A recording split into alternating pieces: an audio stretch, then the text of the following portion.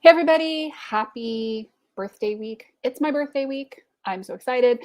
I'm really happy to be here. And tonight we're going to be talking about leveraging direct messaging DMs to get clients in your business in a way that doesn't get you tagged as a spammer, that doesn't end up with all your messages going to the spam filters and never getting read, in a way that doesn't land you in Facebook jail. Raise your hand if you are or have ever ended up in Facebook jail. And I'm going to raise both my hands. And usually I've ended up in Facebook jail for commenting too fast, responding too fast, or a lot of things. But one of the things I have seen a lot of virtual assistants and a lot of coaches end up in Facebook jail for is they are told or given these ideas of how to market. And some of this is cultural. The way that we market and people want to be marketed and sold to in the United States and Canada is distinctly different from the acceptable sales norms in other parts of the world. So one of the things that we have to start to understand is in a community like Women's Entrepreneur Network, which is a global community, we have a very large percentage of our members that are North American. And the social norms for selling and being sold to are a little bit different than you would see in, say, Africa, the Philippines, Pakistan, India, what have you. And a lot of times the sales methodologies are a lot more indirect. They can be equally direct, but they're not exactly in your face in quite the same way. There's more permission-based marketing going on in kind of a North American style of marketing. May I have your permission to market to you? May I have your permission to sell to you, that kind of a thing. So one of the things you need to understand is that the algorithms on Facebook, if you have not been interacting with somebody already, if you haven't liked, commented, shared, interacted with them on a post, if you send them a DM on Facebook, that message goes into the message requests bucket.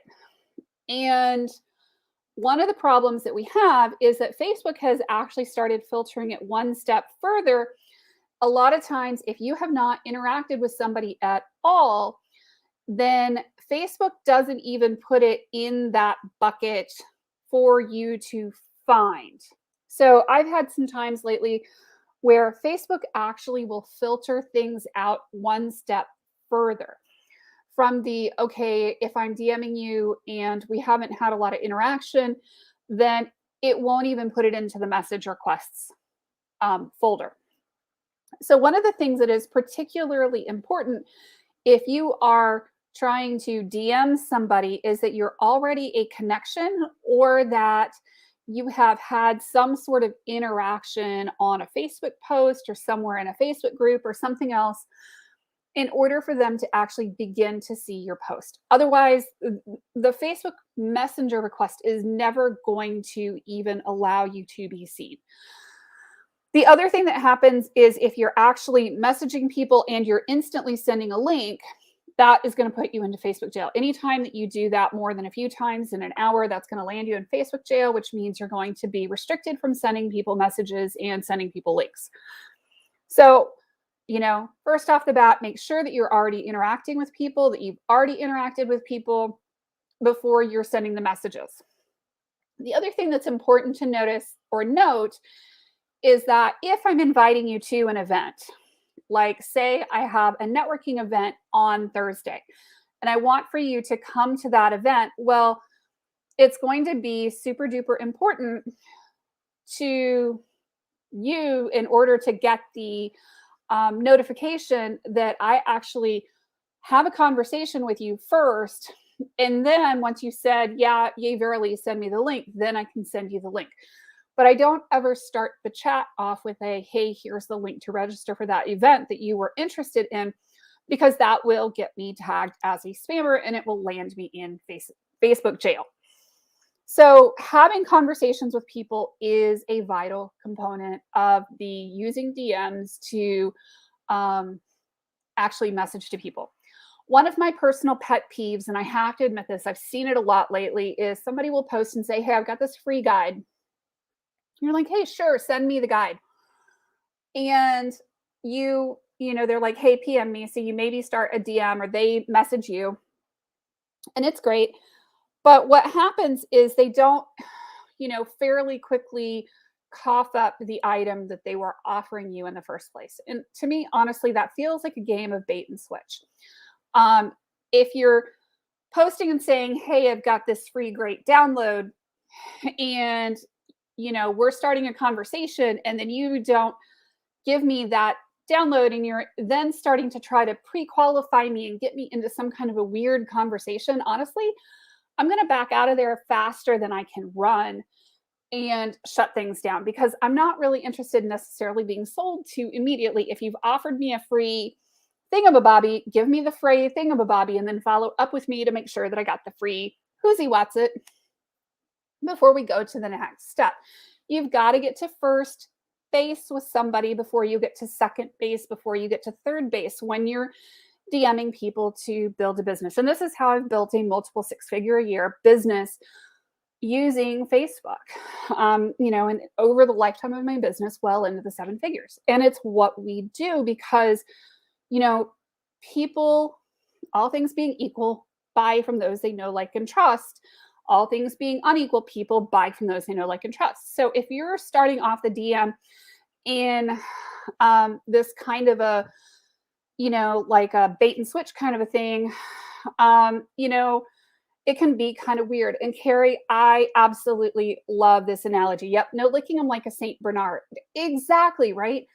Or no licking you like my dog licks my face every single time we get into the car together. No joke. I open the back door of the car, the dog jumps in, and then she puts her feet on the center console in the middle of the car, and she stands there and she waits for me to get in, and then she turns her head around, looks at me, and if I'm not fast enough at turning my head, she gets her head and she wraps the she licks me right across the glasses. And I was telling her, or I was trying to get her to do it to my husband earlier when he was getting in the other side of the car, and she didn't cooperate. And she just kind of looked at him and was all sweet and smiley. And I'm like, "Does she not do this to you too?" And he's like, "Oh yeah, when I'm in the driver's seat, she totally does it." And I'm like, "Oh my gosh," right?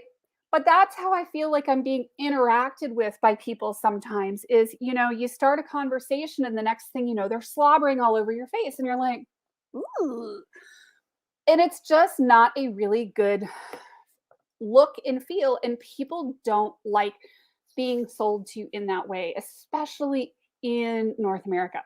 Now, I think people are a little bit more comfortable with it in other countries. So you have to understand that there are very different cultural norms that are at play here.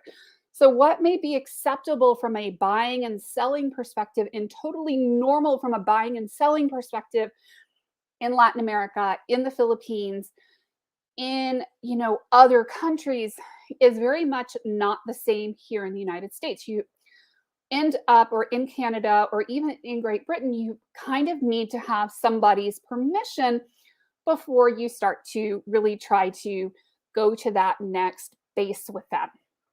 And people will get hella annoyed and hella offended if you're trying to get to second base before you've even gotten to first base. So use that as a tip. Yeah, they ask for the friend request and then they jump right on you, right? They don't even see hi. It's like somebody who's like, "Do you want to get married?" before you've even been asked to date. And I don't know you from Adam. Why in the world would I want to hire you to be my virtual assistant, right? Um, or anything like that. And they do that kind of selling, and that may be okay in their culture, but what they don't understand is that for Americans that can be extremely off-putting. And the other thing too is, honestly, there are some business coaches out there, honestly, I don't know where the heck they got their degrees from. I've got some really pretty wallpaper over there on my wall. It says DUKE on it. Um, but you get this advice that's being given to people. Maybe somebody somewhere got lucky because they were interacting with people and then they sent out these messages to everybody and their cousin, and they got lucky with some sales. And then they somehow coded that in their head that that was an okay way or even a great way to do sales, um, you know, 10 years ago on Facebook. And I will say that there are some of these tactics and techniques that are being taught to people that seem to have propagated down through many, many years, because I've been on Facebook for a super long time. And I mean, I started the group in 2015. So I've been around the block once or twice. And what you start to run into is there's these things that people have learned somehow or have been taught to do, or there's coaches who somewhere learned it a particular way, and then it's gotten twisted over time. But maybe every once in a while somebody gets lucky and they manage to not stay in Facebook jail or not end up in Facebook jail because maybe they had 5,000 friends to start with or something. And you get through this really weird kind of advice that people are being given. So understand that when you send somebody a friend request on Facebook, have a conversation with them first. And please don't let it be a wham bam, thank you, ma'am, kind of a conversation with people, because people don't like feeling like, they just had, a really cheap, hot relationship, and you're not even giving them a cigarette afterwards. They just don't like being treated that way in general. And I would say that, be aware that there are cultural differences and cultural norms depending on who you're selling to and how you're selling to people. One of the other things I want to really emphasize, and excuse me for coughing, is, be aware of who you are marketing to. Please, y'all, for the love of all that's holy, for the love of chocolate and the love of bacon, be aware of who you are sliding in the DMs for. I am a big believer in researching your target audience, being aware of who you are looking for. Just because I will tell you, I'm a business coach, I've had people who will message me and they're like, oh, I'm a high performance business coach, or I'm a high performance blah, blah, blah. And I'm like, that is great. Obviously, you haven't done your research, because I would never hire a coach who approaches me that way. You don't know me from Adam. You don't know how big my business is. You don't know whatever. And a lot of people are like, oh, I'm sure you could use more leads in your business. And I'm like, well, yes and no. It would depend on the leads. For some certain things in my business, I actually operate on a wait list, believe it or not. And then there are other things in my business where I'm like, yeah, I could take a couple extra clients here or there, but we would have to be careful about it. Yeah. Oh, love the wham bam. Thank you, ma'am. Your husband is listening to me too. Ah, and he wants to know if we are sisters. We might be sisters from another mother. Could be.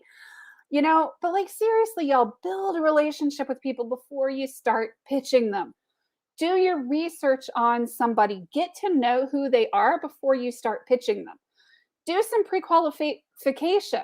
Understand if the person that you're pitching to can even possibly begin to afford what you're giving them in the first place. Is what you're pitching appropriate to this person, right? Especially those of you that are coaches out there. Make sure that you're not taking a rank beginner who's going, I don't even have money to pay for my groceries this week, and you're pitching a £20,000, a $20,000 a year coaching program. Oh, well, just sell your house and mortgage it and pay me. Really, guys? But, do your research when you are approaching people in DMs, and it can work an absolute treat, because, the fortune is really in the messaging, in the follow-ups, in the relationships. The power of your platform, the quality of your connections, the relationships that you build with people is where all the business is coming, and where it will almost all come from. And if you screw stuff up, y'all, you're going to also build a certain type of reputation. So one of the things you've got to be careful with when you're getting told by certain coaches that, you should DM people and do certain things, be aware of how you're approaching people, because you just as quickly develop a negative reputation much faster than you do that really positive reputation with people. And people remember how you made them feel and how you treated them. I understand that Facebook is a really, really big pond. I certainly can avoid people I don't really want to deal with. But, burning people out and developing a reputation, because your reputation precedes you and people start to know who you're like or what you're like based on that reputation, that is going to make a big difference to your business. And this is a lot of the stuff that I'm teaching my clients in my small group coaching programs, in my mastermind programs, in my one-to-one, is really how to leverage the power of network, leverage the power of relationships, and do marketing along with the systems and processes that support that marketing that actually work. And it's really important to look at your business, look at the business model, and make sure that what you're doing and how you're doing it actually works and makes sense. Tish can probably tell you that she's probably wanted to wring my neck once or twice, because I'm always belaboring a lot of the same points. And some of those are the same points that I learned and had beaten into my head ever so lovingly and firmly while I was at Duke getting my MBA. So understanding profitability, understanding how much something is costing you to do, understanding if something is really, really worth your time to do it. And does this make sense in where it is in your business, right? So is DMing people a certain way going to make sense for you in your business where you're at right now? If you don't have enough connections, if you haven't been interacting with people, doing it out of the blue and cold, is probably never going to work. And you're probably going to send people running, skittering for the hills. And it's learning the subtleties of that, being social on social media instead of doing social. And there is a big difference in, being social on social media, building the relationships, building the know, like, and trust factor, and being a real person. Y'all, I am not perfect. I have 4 kids. I have a foreign exchange student. Those of you that know me know my life is kind of a 3-ring circus at all times going on in the background. And that is life. That is part of being a real person. Let that come through in your marketing. Let that come through in who you are, and let it hang out there. And, have real interactions with people. Whether for me, it's because my kid just got a really cool Medusa tattoo on her back, or, other things that are going on in life. Like, I've got all my kids are pretty much either taking finals or about to be taking finals right now. So it's a little stressful at the moment. And just like, be real. Connect with people, ask for the friend requests, and be a real connection to people. Offer to help them. Find ways to help other people in your network. Don't just take all the time. Be a giver. Be a go-giver.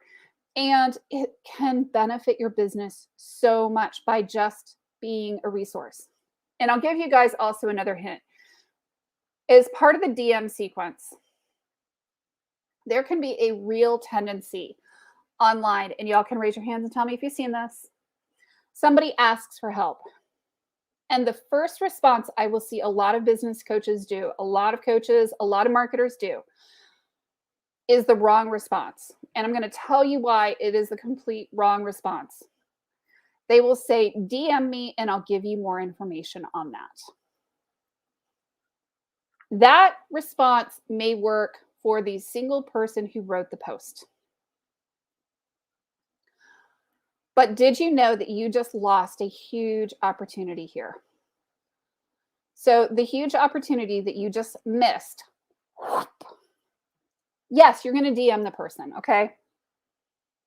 The opportunity that you just missed was a huge opportunity to show yourself as the expert that you are to the entire group by responding thoroughly and thoughtfully to somebody's post in the post and saying, hey, here is the answer to your question. Let me ask you these 50 questions, and actually even maybe have a conversation there in the thread with the person.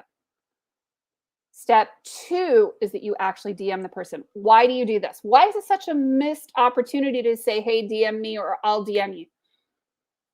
Because the reality is when you can answer and show off exactly what you know on that thread, you're actually advertising yourself to everybody in the group. And you're showing that you are a giving and caring person. And you don't have to give away the farm.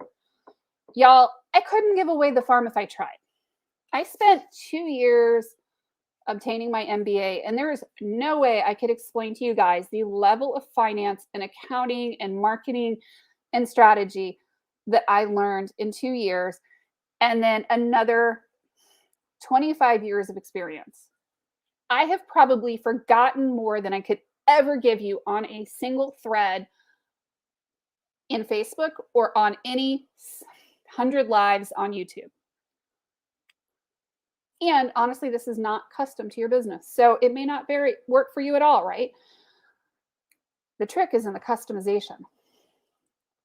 But when you comment on that thread and you give, you set yourself up as a hero to that person and to everybody else in the group. And you're getting to show off what you actually know.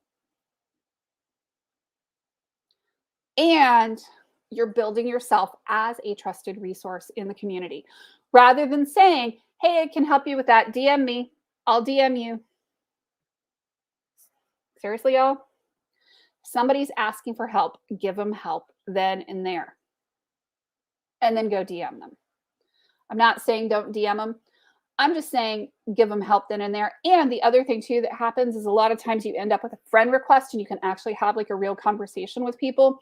And then you can ascertain what their problem actually is and whether you actually want to help that person or not. It may be that you can actually help them, that you can give them, a quick tip and then you can move on and go on with your life. But you don't have to do it all at once. So that's my 2 cents on leveraging DMs for your business. Make sure you're interacting with people before you're messaging them. Don't send a link to start with. Have a conversation with people before you start DMing them stuff. And understand that some of this is very much cultural. And one of your things is if you are selling to Americans and Canadians and Brits, you need to understand the culture when you're trying to sell to them so that you can leverage your skills and do much better. When you come at people with a really hard sell, they're going to be, much more likely to run. Carrie, and this is exactly it. I answered someone in a big group a few weeks ago with a real deep answer. Another lady saw it and DM'd me. I got a $10,000 client. And that's the point of why you never say just DM me or I'm going to DM you. When you give somebody a thoughtful, real deep answer and you share it, that's those $10,000, $20,000, $100,000 clients that you're leaving on the table.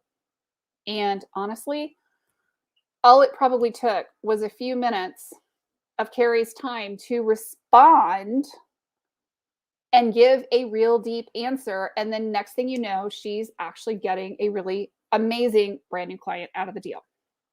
So I hope that y'all have an awesome night and that you are going to participate in profitable DMing going forward. All the blessings to you, all the wonders of the world, and let's make some money. If you'd like to chat, let's chat about how I can help you guys grow your business. We'll talk soon. Thanks. Bye-bye.